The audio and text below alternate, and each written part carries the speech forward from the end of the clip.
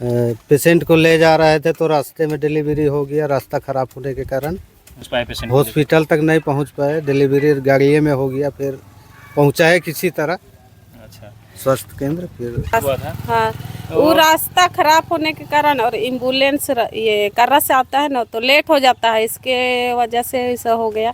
जोहार, नमस्कार, आप देख रहे थे झार न्यूज और मैं हूं गुंजन कुमार। मैं खूंटी जिले के अलग अलग गांवों में जाता हूं और गांव में जो कुछ समस्या है उसे हम अपने माध्यम से, आपके माध्यम से सरकार तक पहुंचाने का कोशिश करता हूं।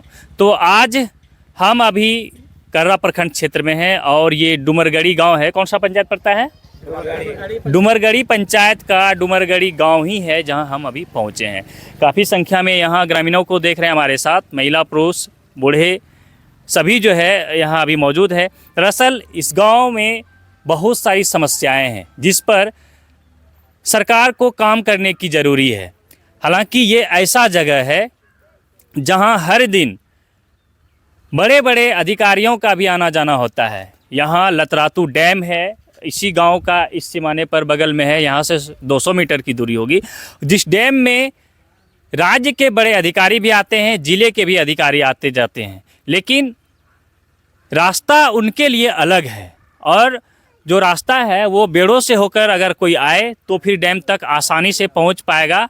और अगर आप कर्रा से होके बिरदा होके आ रहे हैं तब भी उसी रोड से आएंगे तो आपको बहुत अच्छा रोड मिलेगा।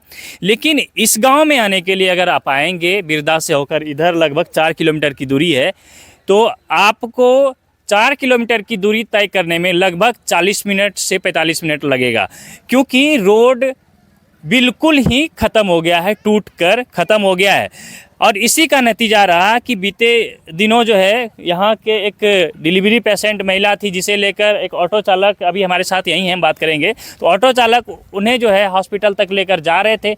रोड का स्थिति इतना ख़राब है कि हॉस्पिटल पहुंचने से पहले ही बिरदा के आसपास गाड़ी में ही उनका डिलीवरी हो गया। तो ये समस्या है, ये गांव वालों का बहुत बड़ा जो है एक प्रॉब्लम है। इसके अलावा हम आपको दिखाने का कोशिश करते हैं, इधर थोड़ा दिखा दीजिए। ये जो है जल मीनार बनाया गया है, लेकिन गांव वालों का कहना है कि उससे किसी को पानी नहीं मिलता है। हालांकि उसका मोटर चालू है, जब मोटर चालू होने के चलते 1-2 घर को अगल बगल में अगर पानी उससे कभी मिल जाए तो मिल जाए, लेकिन वो भी कंटिन्यू नहीं है। और ऐसे ही इसे सोलर जलमीनार को ढांचे के तौर पर खड़ा करके छोड़ दिया गया है। लिफ्ट इरिगेशन लगाया गया है यहाँ से, क्योंकि डैम से पानी को खींचकर इधर टंकी है ऊपर में, यहाँ से हालांकि दिखेगा नहीं, हम आपको नज़दीक जाकर दिखाएंगे।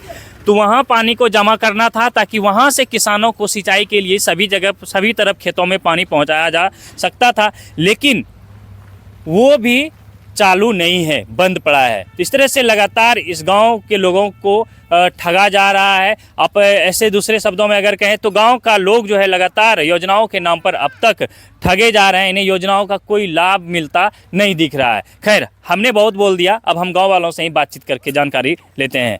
जोहार जोहार। चलिए बताइए, क्या नाम है आपका? मेरा नाम है संजय करकेटा। अच्छा, कौन सा गाँव है ये? ये डुमरगढ़ी गांव है, डुमरगढ़ी पंचायत। आज हम लोग आपके गांव में पहुंचे हैं। इधर थोड़ा सा आइए, तो इधर नहीं आप यहीं रहिए, आप इधर आइए। देख रहे हैं जल मीनार। तो सबसे पहले हम आपसे जल मीनार के बारे में बात करते हैं, सड़कों के बारे में भी हम बात करेंगे। जल मीनार एगो पीछे दिख रहा है, क्या स्थिति है इसका? जल मीनार के यहाँ बहुत परेशानी है। यहाँ जल मीनार तो लग गया है, लेकिन किसी के घर में पानी होने नहीं जाता है। और ये जल मीनार जो बना हुआ है, इसमें सीढ़ी उड़ी भी चढ़ने के लिए नहीं है। अधूरा काम छोड़ करके ठेकेदार भाग गया और यहाँ किसी के घर को कोई लाभ नहीं मिल रहा है पानी के लिए। नल पहुंचाया है घर घर में? हाँ, घर घर नल पहुंचा है, लेकिन पानी नहीं मिल रहा है। पानी नहीं मिल रहा है। आधार कार्ड सबका जमा हो गया है।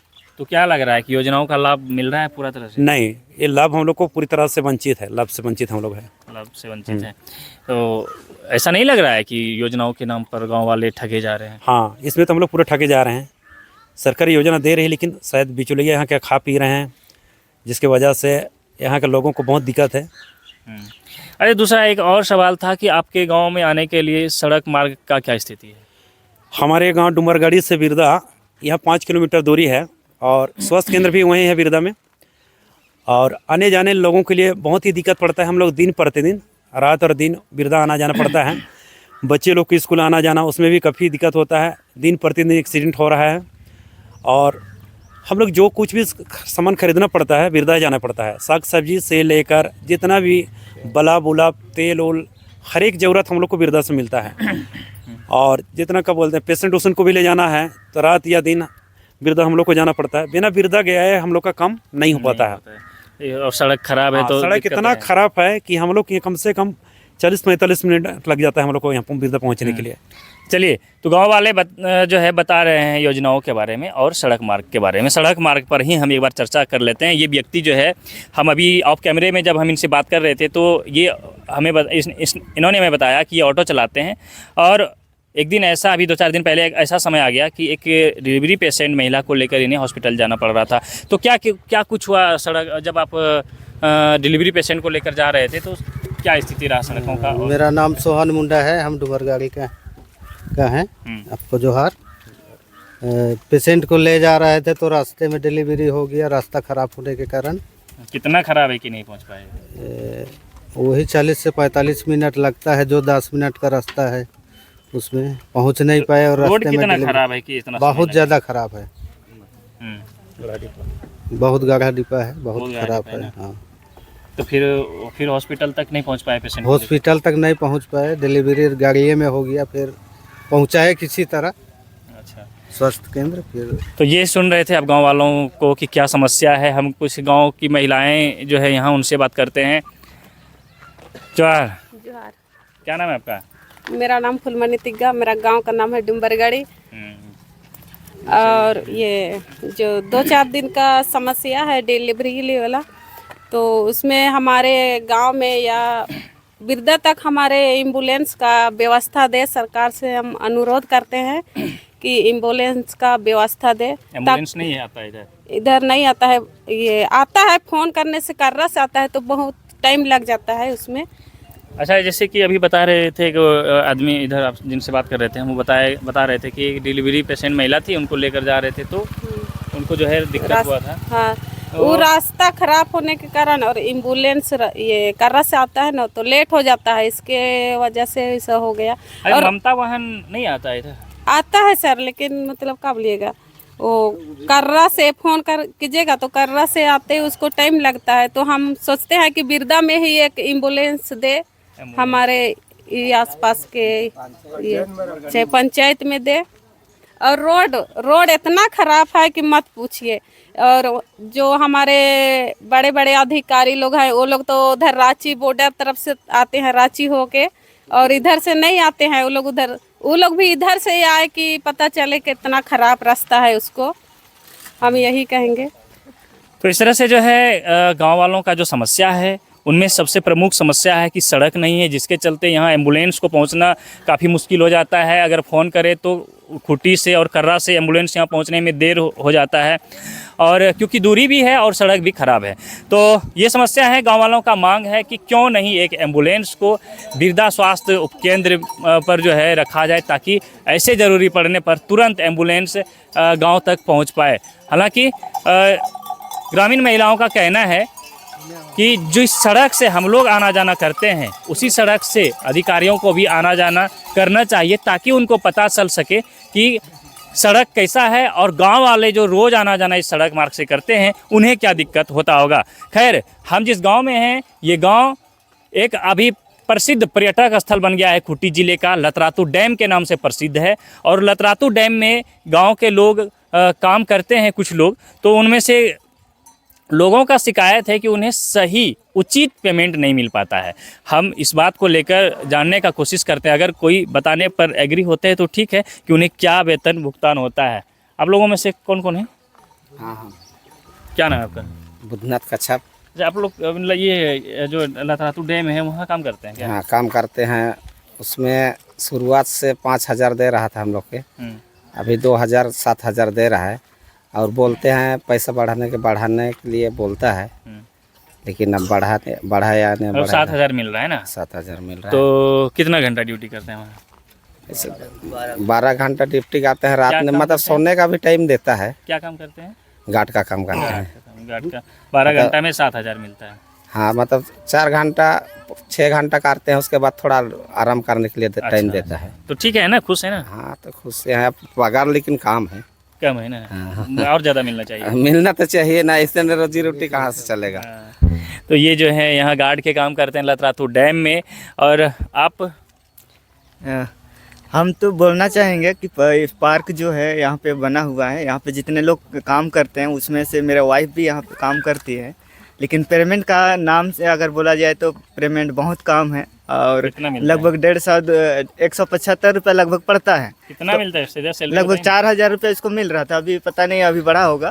तो बताया जा रहा है कि 1000-2000 रुपये बढ़ा है, लेकिन उसको अगर देखा जाए तो उसमें आज के डेट में कुछ भी नहीं होने वाला है। हम लोग गांव में किसी को काम कराते हैं तो लगभग 300 रुपया देते हैं। अब उतना बड़ा प्रोजेक्ट लगा है, करोड़ों का वहाँ पे कारोबार हो रहा है, लाखों का, उसमें भी आज आदमी को वहाँ पे लगाया जा रहा है 12 घंटा, और वहाँ पे वेतन के नाम से दिन भर में आपको 175 रुपया दे रहा है। तो कहीं से न्याय नहीं दिखता है। तो हम बोलना चाहेंगे प्रशासन को के माध्यम से या सरकार के माध्यम से कि यहाँ का विधायक के माध्यम से हम बोलना चाहेंगे कि सारी चीज़ को देखें और यहाँ का जितने लोग यहाँ पे वर्क करते हैं उन लोग को सही वेतन। क्या नाम है आपका? आशीष कच्छप। ये आशीष कच्छप जी हैं।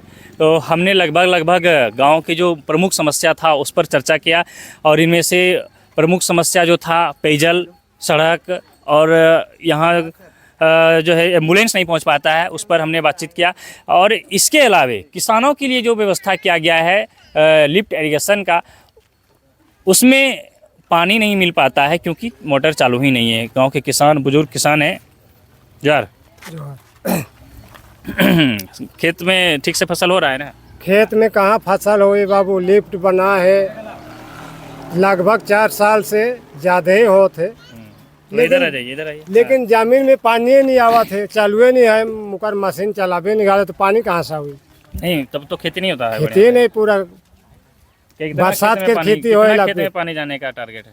बनाया है इधर, अब तो कहाँ तक जाएगा, लेकिन बनाया है बीच बीच में पानी निकालने का दिया है जगह। मशीन चलेगा तभी तो पानी निकलेगा। अच्छा, मशीनें नहीं चल रहा है। मशीनें नहीं चल इसको रहा है। लेके शिकायत किए कभी आप लोग प्रखंड में या फिर जिला में? कभी किए भी होंगे लेकिन कोई सुनवाई नहीं है नहीं इसका। सुनवाई है। तो क्या कहना चाहिएगा?